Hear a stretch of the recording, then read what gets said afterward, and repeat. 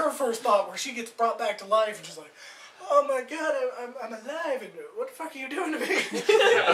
And it's like one of those things you see on TV where the fireman saved the girl's life as she was ready to die, and so they're good friends later on. Like, is that dude and her good friends? Like, 10 years down the line, they're standing having a beer like, oh, remember that time you fucked me back to life?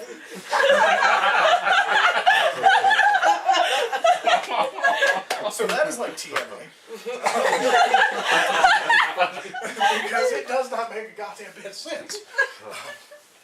So I was thinking the other day, I went, you know, these wrestlers have these extravagant entrances where they do different things and they all kind of have their own and it makes them their own. I wondered, do they do that shit at home? Like, for example, Triple H, he's a guy pretty muscular, as most are, and he comes out and he does his thing, goes, rah, and he spits water. I'm like, does he get up in the morning and stretch like, and just spits water at him? He didn't have anything to drink. It was just there all night. Like, shit was nasty. Every goddamn morning it's like that. Or like Undertaker, he comes out and everything's all foggy and dark and spooky and scary. And he gets to the side of the ring and he lifts his hands and the lights come on. I was like, is that how his house works? Where he just walks in and all the lights come on? Because that would be the shit. It's like the clown movie with less motion. I mean, he's got to do that for chicks. Like, watch this.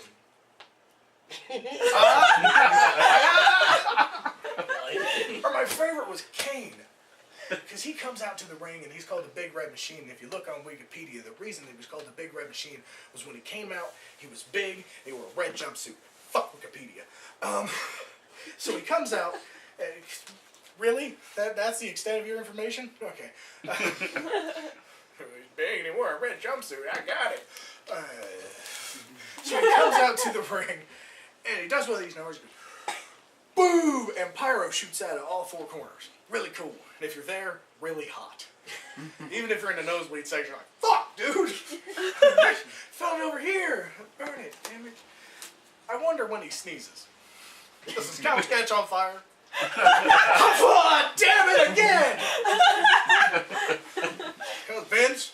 Yeah, it happened again. You're buying me a new fucking couch, I swear to God. I told you! No pyro in the couch.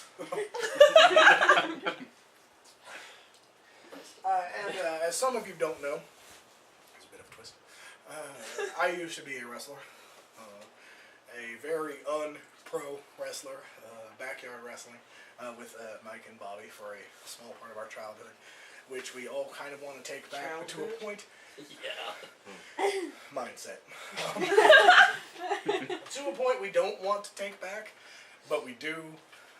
You know, speaking for myself and for them because they can't. I wouldn't give it for the world, but at the same time I look back and go, wow, we were fucking stupid.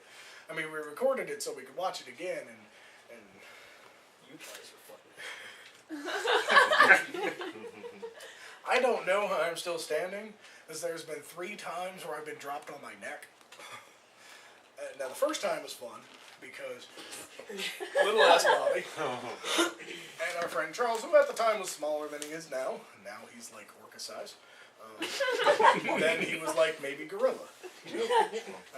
So they go, we're going to double suplex you. And what that is they take my head, they put it here, and they grab my pants, and they pick me up, and they fall back with me. Now, there's 2 of them to me, and I'm like, well, I was smaller than I was back then. It would be kind of scary. The 16-year-old would be my size. And I was like, all right, let's try this. Before we go into the match and you fucking kill me, let's try it first. And I was like, my only rule, don't drop me on my head. If you get me here, don't let go. So they get right in there. All right, ready? Boom! It's like they did that shit on purpose. They could have went, oh, you're falling. But no, they went, hup, and oh, you're too heavy. So luckily we did this shit on mattresses because we were cheap and can't afford a $10,000 ring. And so I land on both these mattresses and I'm laying there like, you fucking assholes. Second time, again with my friend Charles, he will be a recurring theme in this, decides to pick me up over his shoulders, which now once again, I was about 250 then. Me, leaving my feet not comfortable with it at all. 250 pounds should be staying here. So he doesn't tell me about this before the match starts. During the match, I'm up on our turnbuckle, which was a weight bench, because once again we're poor. And I'm standing on it and I'm going to do a move. And he punches me, so I sell it. He starts to lift me up.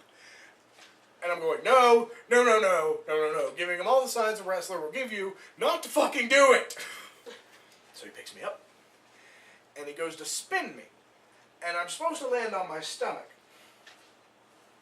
He spins me halfway, drops me, my head hits first, then comes my knees down to my forehead, knocking myself in the forehead and unfolding like an accordion. Thought I learned his lesson. Then it was 2007, our biggest match of the year, Foolish Carnage. It was a ladder match. It's a 90-minute ladder match where you climb to the top of the ladder and grab the title and you win and you're the big guy. Happy joy. I'm on the ladder. I go to do a move. He punches me. I'm like, this feels familiar. Now at this point, I was about 300 pounds. He had gained weight, but not in muscle. Couldn't do it before. Thinks he can do it now. As any of you know, those who do not, learn history are doomed to repeat it. He didn't read that book. So he goes to pick me up. Now this time, I'm like, get the fuck off me! And you can hear on the camera, if you watch the tape, me specifically saying, no! I was not whispering like some do. Sometimes hey, all right, reverse this next move. No, I was like, get the fuck off me! So he picks me up. He goes, I can't hold you anymore.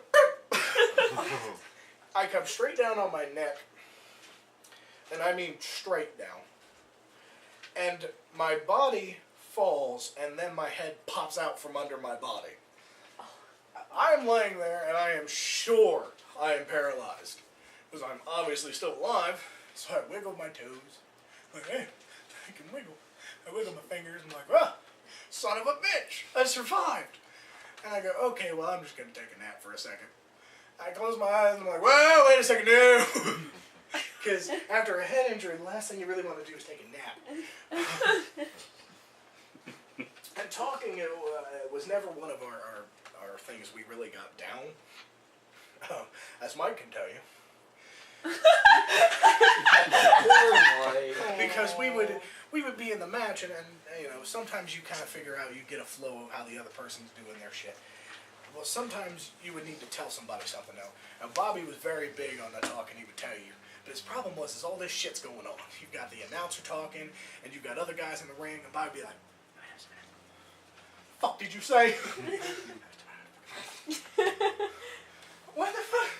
And the third time you turn around and be like, dude, I don't know what you said, and they kick you in the mouth. They're like, oh, I got it. You were going to kick me. Yeah, that was fun. For example, Mike, we got this, I have a tape ball. It is currently in 25 pounds, ball of tape. Well, at that time, it's probably 15 to 20 pounds. Now, Charles, picks it up. And on the camera, you see him look at Mike and go, this meaning, move. Get the fuck out the way. He even said, move. Mike goes, huh? And he chucks the fucking ball at him. Now, there was 2 decisions to be made here. Move. He's not moving yet. I probably shouldn't throw it. Maybe I'll act like I throw it and I drop it. And that way, I looked like it, but I missed. I just fucking fell off my hand. Or, fuck it.